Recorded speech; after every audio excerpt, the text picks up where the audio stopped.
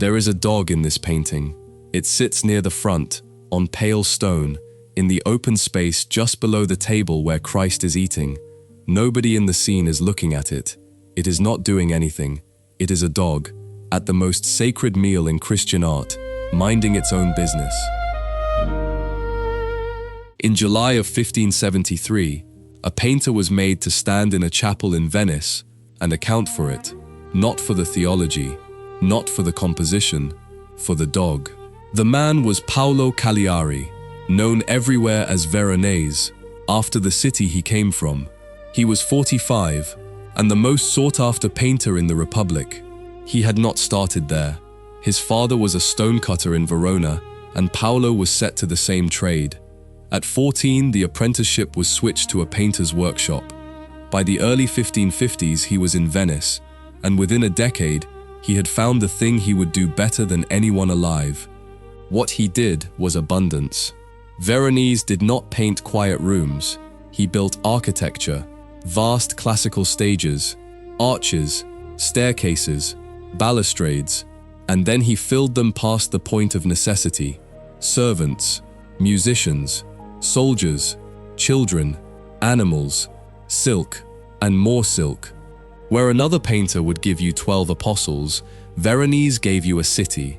In 1571, a fire tore through the refectory of Santi Giovanni e Paolo, a Dominican convent in Venice.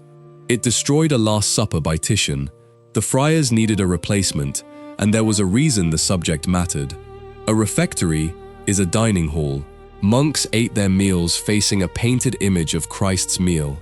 The same act, the same table, mirrored back at them in silence. The picture was not decoration. It was the thing you looked at while you ate. They gave the commission to Veronese. He finished it on the 20th of April, 1573, and he painted the date into the picture itself, at the base of the pillars. He also painted the prior. The friar who commissioned the work stands in the crowd on the right, watching the meal from inside it. Somewhere before the paint was fully cold, the prior of the convent came to him with a request. Replace the dog, put Mary Magdalene there instead. We know this happened because Veronese said so himself, later, under questioning, and the record of it survives. He had refused. He told them he would gladly have done it, that he would have done anything for the good of the painting, except that he did not believe the figure of the Magdalene would look right in that spot. He had reasons, he said. He could explain them, if anyone would let him. Nobody did.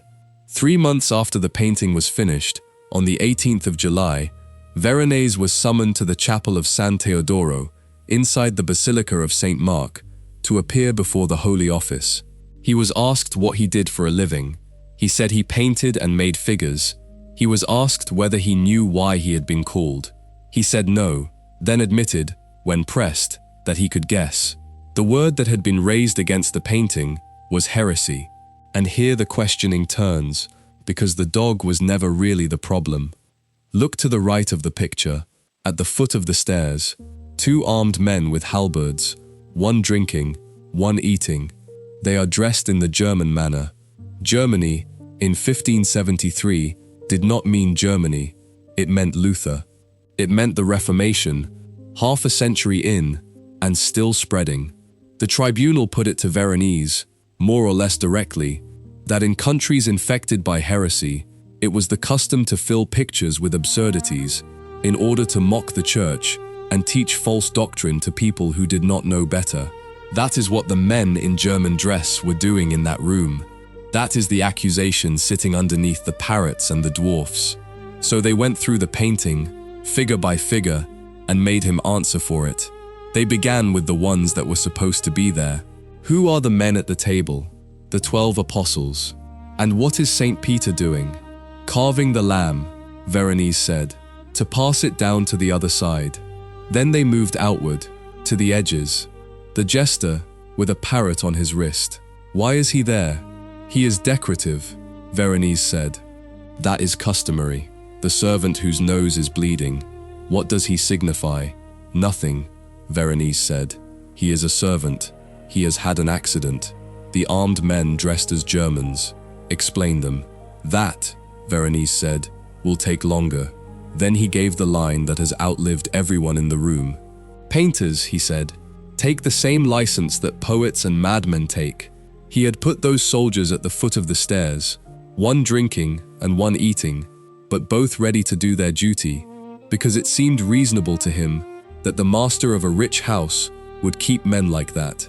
He had a second defense as well, quieter and more loyally. All those figures, he pointed out, were outside the room where the meal was being held. It did not work. The tribunal ordered him to correct the painting. 3 months, at his own expense. This is the part that matters. He did not correct it. He did not paint out the Germans. He did not remove the jester, or the parrot, or the servant with the bleeding nose, and he did not touch the dog. He added an inscription to the pillars, pointing at the 5th chapter of Luke, and he changed the name of the painting.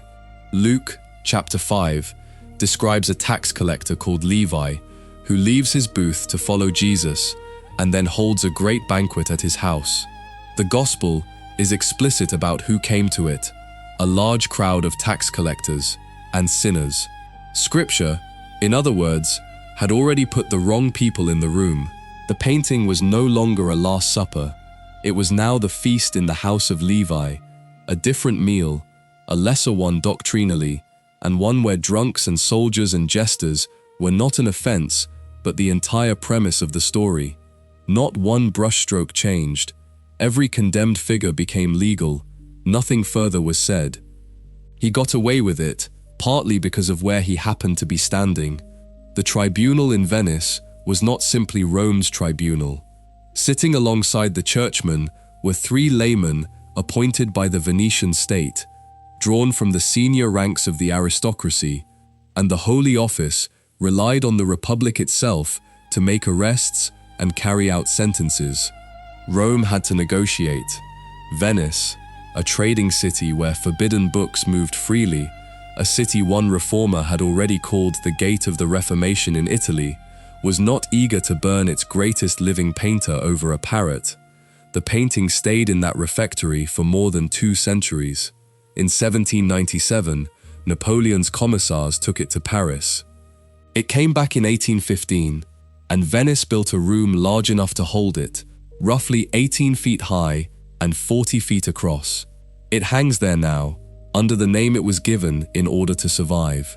And the dog is still sitting where the church asked for it to be taken out, in a painting that is no longer the painting they accused.